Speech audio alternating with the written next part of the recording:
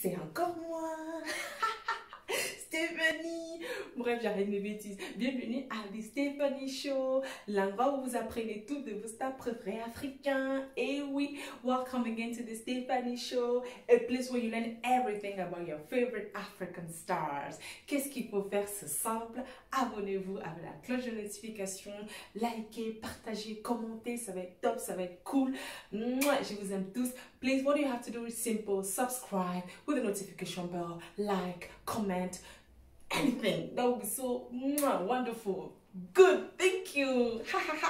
Ayo Africa, na na na na na, Ayo Africa, na na na na, Kirikou est tout petit comme ça, mais il est fort. Mais il est fort. Il faut demander à Dieu. Demander à Dieu. Longa ne connaît pas les marabouts. Il faut demander à Dieu. Bref, vous avez deviné c'est qui? C'est un artiste chanteur. Il s'appelle Loge Loge. Son nom de scène, de son vrai nom, Lankana Agnew Simon. Il a 48 ans et il a 5 frères et sœurs. Et bien sûr, il est de nationalité camerounais. Il est né au Cameroun, à Douala. Loge Loge ne connaît pas les marabouts. Il faut demander à Dieu. Loge Loge n'a pas fait des grandes études, pas par sa faute, mais par manque de moyens. D'accord? Il perd sa maman à un très jeune âge, d'ailleurs perd à son âme, etc. Donc il arrête les études, je crois, à 14 ans ou à 12 ans. En tout cas, c'est entre ses 12 et 14 ans qu'il arrête des études. Donc vous imaginez la galère, puisqu'il est né dans une famille pauvre. Mais par contre, ses oncles, ils avaient de l'argent. Donc, j'estime que c'est d'ailleurs pour ça, j'estime que c'est d'ailleurs la raison pour laquelle son papa l'envoie vivre avec son oncle qui le reçoit. Mais bien sûr, il y a eu des discriminations. Je pense qu'ils l'ont bien fait comprendre que voilà, il ne fait pas partie de cette famille-là. Malheureusement, ça arrive et ça arrive toujours. Hein. Mais bon, c'est pas grave.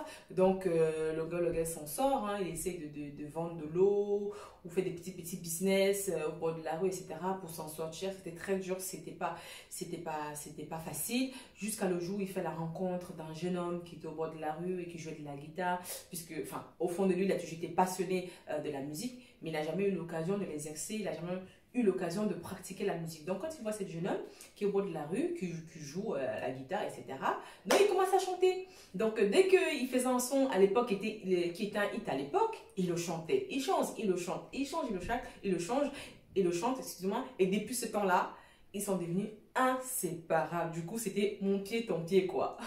En gros, c'est comme ça que il s'est mis à chanter, à devenir musicien et l'artiste qu'il est aujourd'hui. Et je tenais aussi à profiter pour vous dire aussi que il n'y a pas que lui qui n'a pas terminé ses études, il y a aussi ses frères et sœurs qui n'ont pas pu faire des grandes études justement par manque de moyens. Donc je pense qu'ils n'ont même pas eu un niveau bac, hein, etc. Sauf son petit frère qui à l'époque... Quand Loge a réussi à devenir artiste, un grand artiste, donc il y avait l'argent, donc il a pu financer les études. Alors, quand Loge fait la rencontre de jeune homme et qu'ils deviennent inséparables, etc. Donc, le jeune homme, il était un collégien et dans leur collège, il faisait des activités scolaires, des concerts scolaires, si je peux appeler ça comme ça. Et il introduit Loge à prendre part dans cette activité musicale scolaire qui était dans son collège.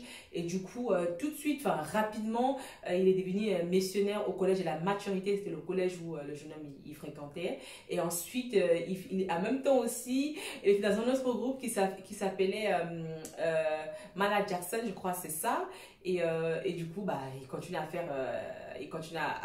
des activités musicales préscolaires, etc. Il commence à rencontrer des artistes, je crois, amateurs. Hein. Et c'est là où il fait la rencontre d'un certain monsieur Gono Aloïse, je pense. Hein. Désolée, je suis nulle avec les noms. Hein. Pour ceux qui me connaissent ou qui regardent déjà, qui me suivent déjà sur ma chaîne, ils savent que franchement, les noms, tout ça, les prénoms... C'est pas que je fais exprès, c'est comme ça, je suis comme ça, désolée. Donc je crois que c'est Gono Aloïse qui était au collège IBPB, voilà. Et il fait aussi la rencontre de Bobby Ice ou As, je crois, qui était au collège ICS ou ICS. Et du coup, le 2 l'introduit, les met encore plus dans la musique, en faisant en sorte qu'il participait absolument dans des concerts musicaux collégiens. Pourtant, il n'était même pas collégien, pourtant, il ne scolarisait même pas dans ce collège-là. Donc, c'est les 3 collèges-là qui l'ont aidé. Collège de la maturité, collège IBPB, collège, c'est ICS ou ICS, je ne suis pas trop sûre de la prononciation. Donc, c'est ces 3 collèges-là qui l'ont vraiment aidé, vraiment à l'introduire dans la musique. Il commence à pratiquer la musique, puisque c'est ce qu'il a toujours voulu faire, c'est ce qu'il a toujours rêvé de faire. Il était passionné par la musique, mais il n'a pas eu l'opportunité jusqu'au moment où il a rencontré ce jeune homme-là. Donc, voilà. Longa Longa maintenant commence à chanter dans des cabarets, il participe aux concours, il gagne quasi tous ses concours, hein, pour vous dire, quasiment toutes. Et je pense qu'il n'y en a qu'un seul qui est sorti deuxième, mais sinon, tout le reste, il était number one à chaque fois. Et je pense qu'entre-temps, je pense par rapport à la jalousie ou autre chose, je ne sais pas, je ne peux pas vous dire. Du coup, son amitié avec son fameux ami collégien, donc c'était pas aussi... voilà, ils se sont séparés, quoi, bref. Mais Longa Longa continue à chanter dans les cabarets, il gagne des concours, il gagne des prix. Il a même gagné le concours Music Star. À l'époque, il y avait un autre nom, je sais pas c'est quoi, etc. Donc voilà, donc il commence à gagner sa popularité dans les coins, dans les villes, et petit à petit, vous voyez, on part de Longa Longa un peu partout, etc. Quand Longa Longa gagne le concours Music Star, bah, qu'est-ce qu'il fait? Il sort son album Ayo Africa. Mais avant ça, il y a eu tellement de choses, donc je ne peux pas tout vous dire, j'ai choisi quelques-unes pour vous en parler, comment il a fait justement pour devenir ce qu'il est aujourd'hui. Et c'est ça. Donc, quand il gagne ce concours-là, il sort son album Ayo Africa. Mais avant Ayo Africa, même quand il a sorti Ayo Africa, même avant qu'il sorte Ayo Africa, comme je dis toujours, il chantait dans les cabarets, il était sollicité un peu de partout pour venir chanter dans des cabarets, il était farouté, il gagnait ses petits 500 francs passés par là. Et du coup... il chantait souvent aussi, je crois, au Loft 66, hein. Je pense que c'est un cabaret ou en bas, je sais pas, bref, c'est la même chose. Il chantait au Loft 66 quasiment tout le temps, tous les soirs, ou tout le temps. Et là-bas, il fait la rencontre d'un certain monsieur... oh là là, comment je peux oublier le nom? Ah, moi aussi, vraiment. Oh là là là là, comment il s'appelle ce monsieur-là? Je sais qu'il fait le monsieur de Dr. Keman. Et voilà, avant Dr. Keman, il fait la rencontre de monsieur Yves Mpom, voilà, c'est ça, qui trouve qu'il est talentueux et apprécie ce qu'il fait. Donc, il demande, je pense qu'il demande si c'est une maquette ou autre chose, enfin des trucs comme ça. Donc, il dit que voilà, il aimerait l'aider car il a un ami producteur qui vit à Paris, etc. Et ensuite, je crois que c'est dans la même soirée, hein, je ne suis pas sûre, il fait la rencontre encore de monsieur Dr. Keman. Dr. Keman, justement, lui demande s'il avait une maquette. Il dit que non, il n'a pas une maquette. Il lui dit, mais attends, mon fils, franchement, quand tu fais de la musique, il faut avoir ta maquette. Longa Longa dit, non, j'ai pas ma maquette et tout. Il dit, pourquoi? Il dit, ah, c'est Longeme, j'ai pas l'argent. Elle dit, ah, puisque tu n'as pas l'argent, c'est combien pour faire ta maquette? Longa Longa lui dit 40 000. Il sort 40 000 dans ses poches, tac, tac, tac, tac, tac. Il donne, il dit, va faire ta maquette. Par contre, en sachant que Longa Longa avait déjà la maquette, ben, il a menti en fait. À l'époque, les choses étaient dures. Non, le gars, il cherchait à s'en sortir, vous comprenez? Puisqu'il savait que Dr. Keman, tu vois, je pense qu'il avait les dos. Donc, il s'est dit, tiens, voilà, je vais quand même ouais, profiter un petit quelque chose. Donc, du coup, bref, il a pris les 40 000, il a menti. Il est juste allé faire une copie de la maquette qu'il avait déjà. Il lui a donné. 2 mois après, je crois, hein, oui, 2 mois après, il fait encore la rencontre de Dr. Keman qui lui demande encore cette fois-ci, qui dit, ça coûte combien pour faire ton album? Ça coûte combien pour faire ta maquette, je crois? Et pour de bon, pour de vrai cette fois-ci, pas une copie, pour sortir vraiment ton album. Longa lui dit 200 200 francs CFA. 200 francs CFA, je pense que c'est 305 euros ou 306 euros, quelque chose par là. Il sort l'argent, tac, tac, tac, tac, tac, il sort les 305 euros, il lui donne et dit, va faire ta maquette. Donc Longuet prend l'argent, il part pour faire sa maquette, c'était pas facile, la personne avec laquelle il devait faire sa maquette et tout, il compliquait les choses, donc à chaque fois il dit, viens le lendemain, viens après-demain, etc., etc., etc. Mais il finit par faire sa maquette avec ces messieurs-là, etc. Et du coup, c'est comme ça que Longuet fait sa maquette, etc. Donc voilà. Alors, puisqu'il a commencé à gagner notoriété autour de lui, dans pas mal de villes, on parlait un peu de lui partout, etc. Et tout, donc il réussit à faire son album et il attend que il y a un producteur, je sais pas, c'est quoi son nom? Franchement, je peux oublier. Je sais pas si c'est Didier Yango ou Yango quelque chose. Bref, il réussit avec beaucoup de difficultés pour avoir le numéro d'un grand producteur à l'époque. Didier Yango. Bref, quelque chose comme ça. Donc, il réussit à avoir le numéro de ce producteur-là, donc il le contacte. Il lui présente justement son album, ce qu'il peut faire. Mais il hésite, il sait pas trop, enfin...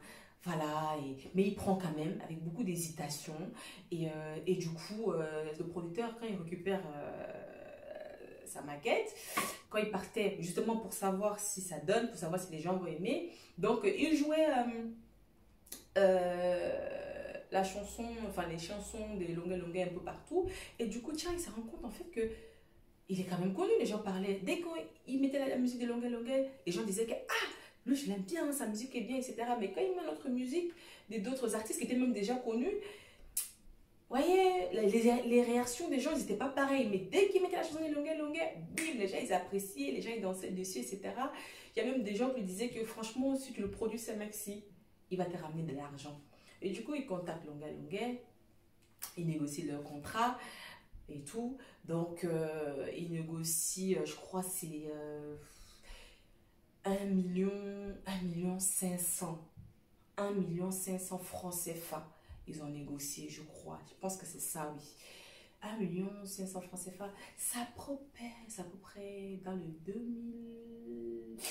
1 million, c'est pas dans les 2000. Je crois 2600. Ouais, 2600. 1 million, c'est dans les 2500, 2600, comme ça, euros. Hein.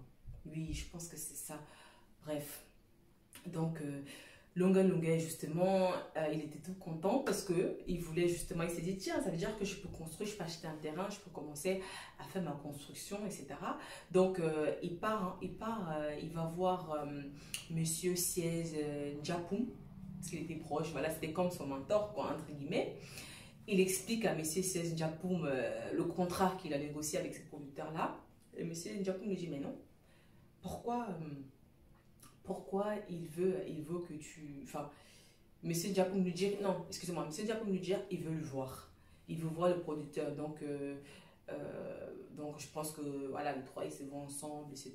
Puisque Monsieur Ndiapoum, je pense qu'il travaillait au Brasserie, c'est un truc comme ça. Donc, le Brasserie, maintenant, accepte de sponsoriser aussi Longuet. Donc, et c'est ce qu'ils font, ce qu'ils font, ce qu'ils ont fait, excusez-moi. Et du coup, ils ont imprimé, je crois, 10 000 CD ou cassettes, je ne sais pas, de l'album de Longuet. Et du coup, et pour chaque album, ils gagnaient, je crois, 1000 francs. Et du coup, ils ont imprimé les 10 000 premiers, c'est parti comme des arachides. Et du coup, ils ont imprimé encore 30 000 et c'est encore parti comme des arachides. Donc, il fait que, imagine qu'on vous donne, enfin, ils ont négocié 1000 francs par maquette. Donc, on t'imprime 10 000, ça te fait déjà combien? Ça te fait 10 millions. Oui, c'est ça, ça te fait 10 millions. Donc, imaginez, donc, ça te fait 10 millions. Et on imprimé 40 000 maquettes. Donc, Longuet, il avait l'argent. Donc, il a commencé à faire de l'argent, il a construit sa maison, etc. Il commence à aider ses frères et sœurs, il commence à avoir des opportunités pour aller chanter à Paris, un peu partout aux Occidentaux, etc. Et à chaque fois qu'il avait une occasion, c'est ce que j'aime vraiment. C'est une des raisons que c'est une des choses que j'aime aussi chez lui, c'est que à chaque étape de sa vie, il pensait toujours famille. À chaque fois, famille. Et du coup, quand il avait une opportunité d'aller en Europe pour un concert, etc., il lui dit, si tu veux que je vienne, bah, quand il demandait le visa, donc il mettait ses frères et sa sœur comme l'équipe, comme un membre musical, enfin, pour pouvoir avoir un visa pour entrer en Europe. Et ce qu'il a fait quasiment tous ses frères et sœurs. Et grâce à lui, justement, ses frères et sœurs ils ont pu entrer en Europe. Et c'est comme ça qu'il a fait et qu'il a construit des bâtiments, des meubles, acheté d'autres terrains, etc. Donc voilà. Donc voilà pour ce qu'il a fait, il a fait pour sa famille. Et c'est que, vous voyez, il a pu aider sa famille et comme ça qu'il a pu, voilà, réussir et devenir, voilà, star, quoi, devenir la star Longuet et que les gens admirent beaucoup. Et vous savez pourquoi justement il était différent? Vous savez pourquoi les gens aimaient tellement sa musique? Je vais vous dire. Mais avant cela, il y avait d'autres artistes qui étaient jaloux de lui. Qui étaient jaloux, qui disaient que oh, lui c'est qu'un amateur, mais il se prend déjà pour un grand artiste, etc. Nanana. Vous voyez, ça c'est la jalousie. Ça c'est la jalousie. Ça je dis toujours justement qu'il faut toujours se soutenir. Vous ne pouvez pas être en conflit entre artistes. Ce n'est pas bon. Parce que le but justement c'est quoi? Vous soulevez votre pays, mais si vous vous battez entre vous là, ça c'est pas bon. Ça c'est pas bon. Il faut savoir mettre les différences de côté et travailler ensemble en tant qu'artiste. Et ben voilà. Mais, vous voyez, il y a toujours des jaloux. Ou pas. Mais bon, bref, je vais vous dire pourquoi justement il était tellement aimé à l'époque. Et même jusqu'aujourd'hui, pourquoi les gens l'aiment beaucoup. Pourquoi Longuet étant aimé, étant adoré, pourquoi il est vraiment une source d'inspiration pour beaucoup de gens, pourquoi est-il autant respecté, etc. Je vais vous dire, c'est aussi simple. En fait, c'est parce que dans ses chansons, il parle de sa souffrance, il parle de son vécu, il donne des informations aux gens, il inspire des gens, ça veut dire qu'il conseille des gens via sa musique. Et encore pire, il s'attaque aux Occidentaux à cause de la néocolonialisme. En gros, la néocolonialisme, c'est... comment je peux dire ça en fait? C'est, pour ceux qui ne savent pas, c'est une sorte ou une forme de colonialisme. Excusez-moi, je suis anglophone, hein, moi je ne suis pas francophone, bref. C'est une sorte de colonialisme qui impose, voilà, qui impose la domination économique à une ancienne colonie devenue indépendante. Vous comprenez? Ça, c'est... Donc, c'est pour ça qu'il est quand même particulier. C'est pour ça qu'il est tellement apprécié. D'où vient son nom, le libérateur. Pourquoi? Parce qu'il n'a pas peur de dire ce qu'il pense. Il n'a pas peur de dire ce qui est vrai, de dire la vérité. Parce que beaucoup des artistes, il faut qu'on assume, il faut qu'on dise la vérité. Beaucoup des artistes, aujourd'hui, au bled, ils ont peur de dire la vérité. Ils ont peur que l'État, enfin, pour X raisons ou autres, mais justement, ce qui est justement différent de lui, c'est qu'il a la bouche, il s'en fout, il parle, il dit ce qu'il pense. Si tu es d'accord ou oh, si tu n'es pas d'accord, il s'en tape. Vous voyez? Donc c'est pour ça qu'il est tellement aimé, adoré, il est une source d'inspiration pour pas mal de gens. Et en plus, pour vous dire, il chante toujours, hein, il fait beaucoup de collaborations, il gagne toujours des prix, etc. Et c'est aussi quelqu'un qui a un grand cœur, qui a toujours aimé aider les gens malgré sa grosse bouche là, etc. Que les gens disent qu'il est une grosse bouche, mais je m'en fous. Moi, il dit ce qu'il pense, quoi. Si tu aimes, tu restes. Si tu n'aimes pas, tu pars. Si tu n'es pas obligé de l'aimer, de toute façon, on ne peut pas aimer tout le monde. C'est comme ça, c'est la vie. Vous voyez. Donc moi, je prends toujours le meilleur dans chaque personne, en fait. J'essaie de voir toujours le meilleur dans chaque personne. Après, sa personnalité ou ce qu'il fait ce n'est pas son problème. C'est pas mon problème, c'est son problème. Bref. Comme je disais, c'est quelqu'un qui a un grand cœur, il fait de la charité. Comment en fait, puisque c'est un artiste qui est connu, qui est très connu dans l'Afrique noire, etc. Du coup, qu'est-ce qu'il fait? Il profite justement de sa popularité, de sa célébrité et passe des messages à ses fans et aux Camerounais et non Camerounais qui le suivent, qui le regardent, d'aider des jeunes, des amateurs, des artistes amateurs qui veulent devenir artistes, ou même des familles très pauvres qui ont besoin d'un aide médicale urgent mais qui n'ont pas le financement de pouvoir payer comment dire, leur cachet, enfin, de pouvoir payer leurs frais, voilà, de pouvoir payer leurs frais médicaux pour être opérés pour X raisons. Du coup, Longuet, les gens se rapprochent auprès de lui pour qu'il puisse justement utiliser sa popularité pour demander des dons aux Camerounais, à ses fans, aux gens qui le regardent, pour qu'ils puissent accumuler un certain nombre d'argent et aider ces personnes-là. Et c'est ce qu'il fait. Et ça marche. Il n'a pas fait ça une fois, pas deux fois, pas trois fois. Il fait ça tout le temps. D'ailleurs, il a fait ça avec Aïe Ao. Pour ceux qui ne connaissent pas, Aïe Ao, allez regarder. En tout cas, je l'aime. Franchement, son histoire est vraiment touchante, vous voyez. Donc, son histoire de Aïe Ao est vraiment touchant. Et du coup, Longuet a décidé de l'aider avec l'aide des Camerounais et des non-Camerounais qui le suivent et qui donnent le don pour pouvoir réaliser justement le rêve de Aïe Ao. En tout cas, donc c'est tout ce que je peux vous dire pour l'instant par rapport à Longuet. Comme je dis toujours, pour ceux qui suivent déjà ma chaîne, ils savent que moi je ne suis pas là pour parler des Congosa ou des Songi, des cercueils, des stars ils font, etc. Moi je ne suis pas moi là-dedans, non. Moi je parle de leur parcours, leur source de motivation, qu'est-ce qui les a inspirés de devenir artistes, les difficultés qu'ils ont rencontrées pour devenir ce qu'ils sont aujourd'hui. Justement, je dis ça toujours. Moi, je parle de ça. Je ne suis pas là pour parler que X a fait un tel ou X a fait tel scandale. Non, parce que vous n'allez rien apprendre. Vous n'allez rien apprendre. Et même si X a fait tel scandale, toi, ça t'apporte quoi? Rien.